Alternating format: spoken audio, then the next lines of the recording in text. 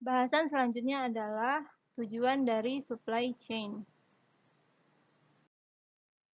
Tujuan utama dari supply chain adalah untuk memaksimalkan nilai dari proses supply chain atau disebut juga dengan supply chain surplus. Nilai ini didapatkan dari selisih biaya akhir produk pada pelanggan atau customer value dengan seluruh biaya yang dikeluarkan untuk memenuhi kebutuhan pelanggan, yaitu supply chain cost. Contohnya, konsumen membeli PC dengan harga 7 juta rupiah. Nah, harga ini adalah mengindikasikan pencapaian pendapatan pada sebuah supply chain, yaitu dengan menjumlahkan semua pendapatan pembelian PC dari semua konsumen. Kemudian, pada supply chain akan terdapat juga biaya yang lain, yaitu misalkan biaya untuk informasi, biaya untuk penyimpanan, biaya untuk transportasi, biaya komponen perakitan, dan lain sebagainya. Tahapan ini tentu saja akan menimbulkan biaya untuk memastikan bahwa transfer dana, informasi, penyimpanan produk, dan transportasi yang efisien hingga produk sampai kepada konsumen akhir.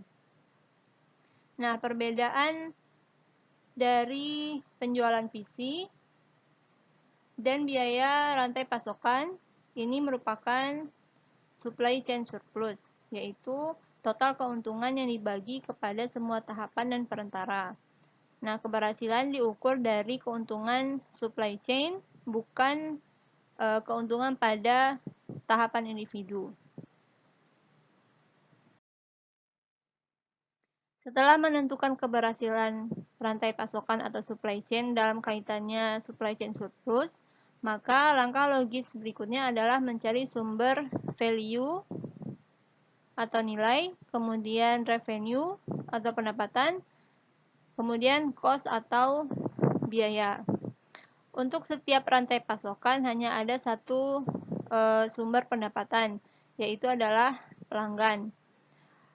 Pelanggan akan membayarkan sejumlah uang dalam menikmati produk barang dan jasa. Kemudian value atau nilai akan didapatkan dari produk. Misalnya dari contoh yang dijelaskan sebelumnya, yaitu pembelian deterjen di Walmart. Nah, ini akan bergantung pada beberapa faktor, termasuk di dalamnya adalah fungsi deterjen, kemudian seberapa jauh pelanggan harus melakukan perjalanan ke Walmart untuk mendapatkan deterjen, dan kemudian bagaimana pelanggan dapat menemukan deterjen di dalam stok di toko Walmart. Pelanggan adalah satu-satunya yang memberikan arus keuntungan positif untuk supply chain.